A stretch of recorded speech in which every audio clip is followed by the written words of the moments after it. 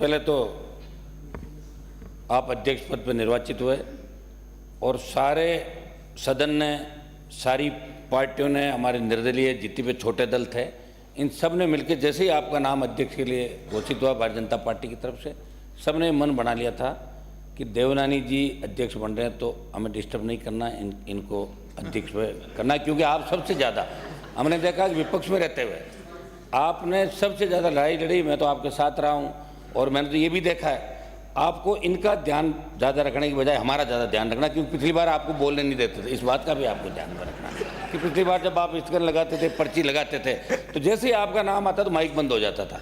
तो इस बात का तो आपको ध्यान रखना, लेकिन हमारा जो छोटे दल है निर्दलीय, इनका विशेष रूप से ध्यान रखना है। इस विधानसभा के अंदर अध्यक्ष महोदय, मैं लोकसभा के अंदर हमारे कई साथी जो लोकसभा के अंदर थे, विधानसभा का चुनाव लड़े, लोकसभा और विधानसभा के अंदर आने के बाद हमें एक चीज़ बहुत यहाँ खलेगी कि वहाँ लोकसभा 80, 90, 100 दिन तक चलती है साल के अंदर, और यहाँ 20 और 25 दिन विधानसभा चलती है।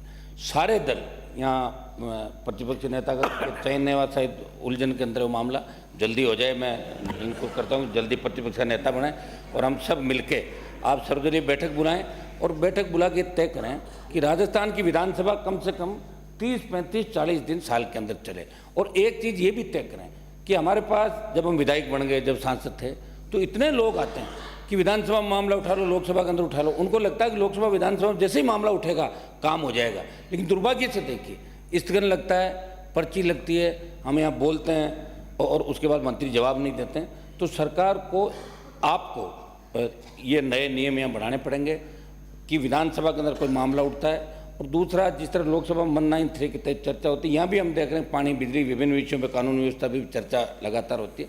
चर्चाएँ भी समय समय पे हो, हाउस ज़्यादा से ज़्यादा चले, तब लोकतांत्रिक मूल्यों की रखवाली हो सकती है। हमें आपसे बड़ी उम्मीद है कि लगातार 3 से लेकर 23 तक आप लगातार जीतते रहे, और हमें यह भी पता है कि आप के दल के कई लोग ये नहीं चाहते थे कि आप जीत के बार बार आओ, लेकिन फिर भी आप आ जाते थे। आपकी बहुत मेहनत थी वहाँ पे आज, और हम तो ये चाह रहे थे कि आप एक दूसरे पद की ओर जा रहे हो, लेकिन चलो यहाँ आके रुके। अभी बड़ी बात विधानसभा अध्यक्ष साहब बन गए। मैंने देखा दिल्ली के अंदर बहुत से नेता जो सीएम की बात करते थे उनको विधानसभा को अध्यक्ष बना दिए देश के अंदर।